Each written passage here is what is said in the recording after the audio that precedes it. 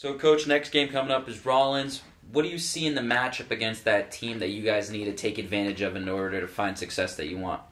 We got to come in with the mentality that we're going to play 40 minutes.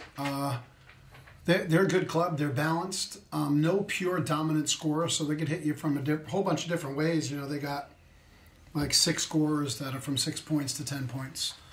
So you got to know their personnel quite a bit and some of the tendencies they do, and that's what my staff did this weekend.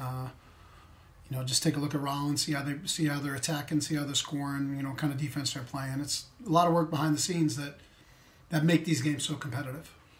And coming off of a game against Nova where it was a bit of a rough end, but a huge positive to take out of is in that first half, the dominance when it came to paint scoring. Is that something that this team in general could just use throughout the rest of the season to really put themselves into games more often and really start getting away and extending leads when they have them, is just dominating paint scoring?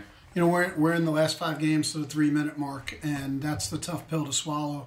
But this journey is teaching these kids some lessons and teaching us lessons, and I'm more about the opportunity we have. You know, the destiny is still in our hands on what we're going to do with the season. Opportunity to make some noise, opportunity to beat teams that beat us, that we're right there with. I mean, Nova is fantastic. Dominant scorer. God, she could play. And, you know, what is Nova, about 15-2 now? And we were right there with them, you know, tied with 3 minutes to go. We got to play 40 minutes, not 37, not 34 against Tampa. You know, and not wake up in the fourth quarter at Southern or Barry. Like, we got to put our 40 minutes together. And like I just told the team just this second, we have opportunity.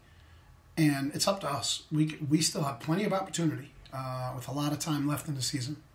And something you mentioned with how Rollins doesn't have a go-out scorer around. They're more of a team style, but what allows them to balance that is they keep games extremely low scoring. And what does that say about what your offense needs to do? It needs to be more efficient on every single possession and limit turnovers. Is that something that you're emphasizing to your team for this game?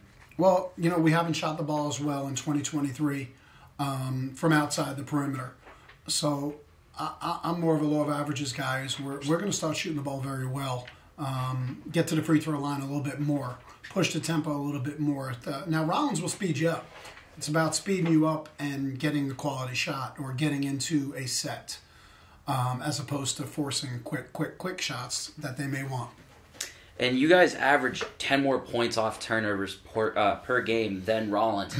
With a team that keeps the game so low scoring, is that something that you guys could take advantage of? Because not only is it the 10 more points a game on turnovers, you actually average 7 more steals than them as well. Is that something that's going to be really pivotal? And if you can just play your game, you should be able to take advantage of it? You know, a lot of those analytics are skewed, you know, based on who we've played, who they've played.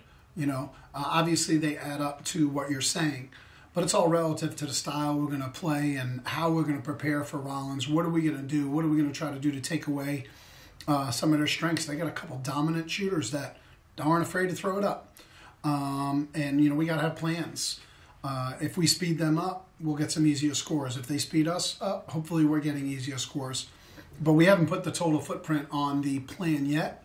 We're just working on, you know, find a way to get a W.